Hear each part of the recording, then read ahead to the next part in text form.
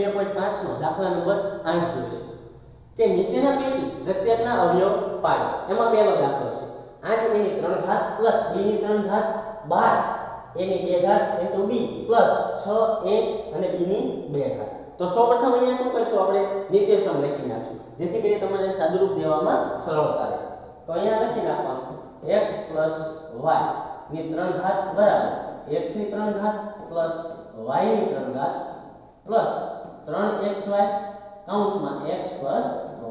જો અહીંયા આવું કઈ નિત્યસમ છે નહીં તો મેં તમને બીજું નિત્યસમ લખાયું હતું કે આનું સાદુરૂપ આપીને લખવાનું. તો સૌપ્રથમ અહીં લખી નાખીએ કે x ની 3 ઘાત પ્લસ y ની 3 ઘાત પ્લસ 3x નો વર્ગ y પ્લસ 3xy ની 2 ઘાત. ચાલો હવે જોતા રહો છે આ રીતનું. ચાલો હવે અહીંયા લખતા જઈએ. તો સૌપ્રથમ શું કરવાનું 8 એની 3 ઘાત છે એ શેનું ઘનમૂળ છે. તો પહેલા સૌપ્રથમ આપણે x અને y મેળવી લઈએ. તો જો 8 નું ઘનમૂળ 2 થાય અને a નું ઘનમૂળ a ની 3 ઘાત નું ઘનમૂળ 1 અને એ જ રીતના b ની 3 ઘાત છે તો એનું ઘનમૂળ શું થશે b. ચાલો અહીંયા લખતા જઈએ. એટલે x ની જગ્યાએ કેટલા થશે 2. તો અહીંયા લખતું જવાનું 2a ની 3 ઘાત પ્લસ હવે y ની એટલે b y ની જગ્યાએ શું છે b એટલે b ની 3 ઘાત. એ જ રીતના આ ત્રણેય ને હવે જો અહીંયા જે આપણે x ની કિંમત લીધી છે એ અહીંયા મૂકી દેવાની. તો x ની જગ્યાએ હવે શું લખશું અહીંયા 2a ની 2 ઘાત કેટલી ઘાત છે 2. એ જ રીતના y ની જગ્યાએ b પ્લસ એ જ રીતના ત્રણેયના x ની જગ્યાએ કેટલા મૂકશું 2 અને y નો વર્ગ છે એટલે y નો વર્ગ શું થશે b એટલે b ની 2 ઘાત. ચાલો હવે આનું સાદુરૂપ દેતા જઈએ.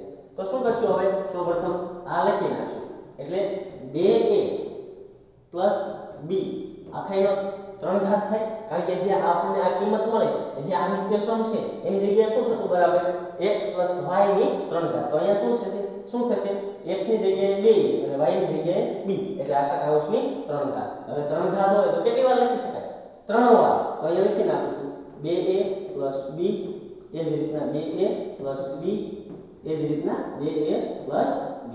ચાલો આ દાખલાના અવયવ બની ગયા. હવે દાખલા નંબર 2. જો અહીંયા 8a ની 3 ઘાત માઈનસ b ની 3 ઘાત માઈનસ 12a ની 2 ઘાત into b plus 6a b ની 2 ઘાત. તો સૌપ્રથમ અહીંયા શું કરશું એ જ રીતના નિર્દેશક લખી નાખશું અને નિશાની છે એને માઈનસમાં લખી નાખશું.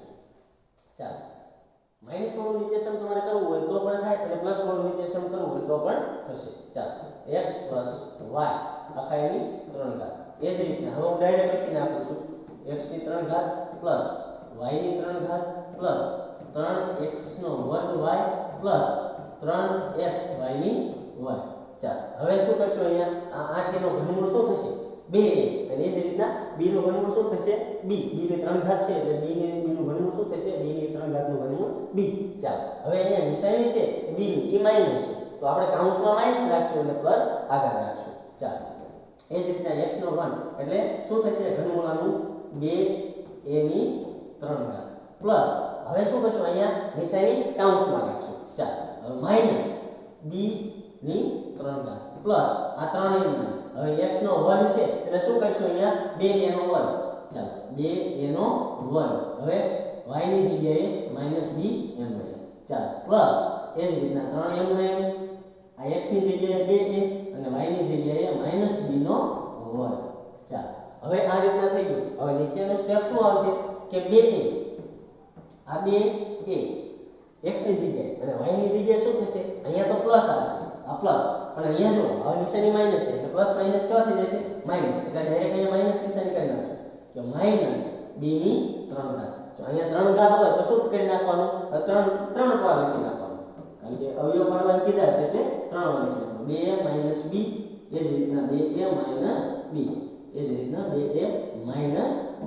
ચાલો હવે દાખલા નંબર 3 27 માઈનસ 125 ની 3 ઘાત માઈનસ 135a પ્લસ 225a ની 2 ઘાત. તો સૌપ્રથમ તો અહીંયા તમને આના ઘન અને ઘનમૂળ આવડવા પડે. તો આ 27 કોનો ઘન છે 3 નો 125 કોનો ઘન છે 5 નો. તો સૌપ્રથમ એ કરવાનું અહીંયા a ની જગ્યાએ કેટલા x ની જગ્યાએ કેટલા છે 27 અને y ની જગ્યાએ 125 એની 3 ઘાત. ચાલો અહીંયા ઇક્વેશન લખી નાખું છું x y ની 3 ઘાત પ્લસ બરાબર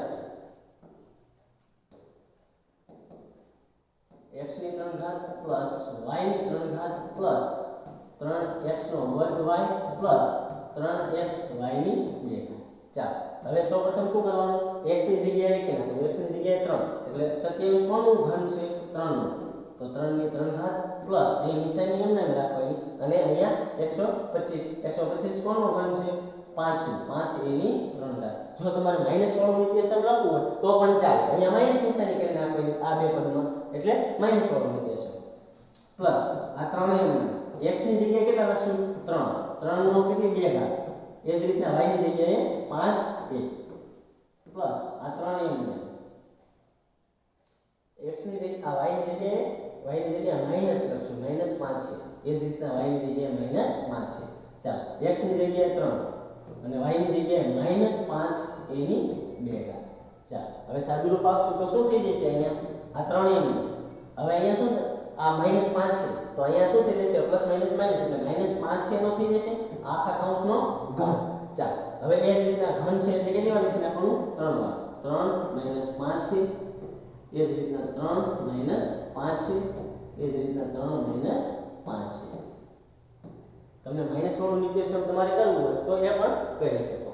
ચાલો હવે દાખલા નંબર 4 64 a ની 3 ઘાત -27 b ની 3 ઘાત -144 એનો વર્ગ b પ્લસ 108 એ b ની 2 ઘાત. તો સૌપ્રથમ આ 64 કોનું ઘનમૂળ છે એ તમને ખબર હોવી જોઈએ. આ 27 તો 3 નું છે 64 કોનું છે 4. તો ચાલો અહીંયા લખી નાખીએ પહેલા સૌપ્રથમ x y ની 3 ઘાત બરાબર x ની 3 ઘાત પ્લસ y ની 3 ઘાત પ્લસ 3x નો વર્ગ y પ્લસ 3x y ની 2 ઘાત. ચાલો હવે સૌપ્રથમ અહીંયા લખી નાખીએ 64 કોનું ઘનમૂળ છે 4 એટલે 4a નો 3 ઘાત પ્લસ અહીંયા માઈનસ છે એટલે માઈનસ શું કરવું પડશે -3b લખવું પડશે -3b નો 3b ની 3 ઘાત પ્લસ આ 3 x ની જગ્યાએ કેટલા લખશું હવે 4a નો વર્ગ અને y ની જગ્યાએ કેટલા છે -3b આ 3b એમના પ્લસ આ 3 હવે x ની જગ્યાએ 4 અને y ની જગ્યાએ -3b y ની જગ્યાએ -3b નો વર્ગ. ચાલો હવે શું થઈ જશે અહીંયા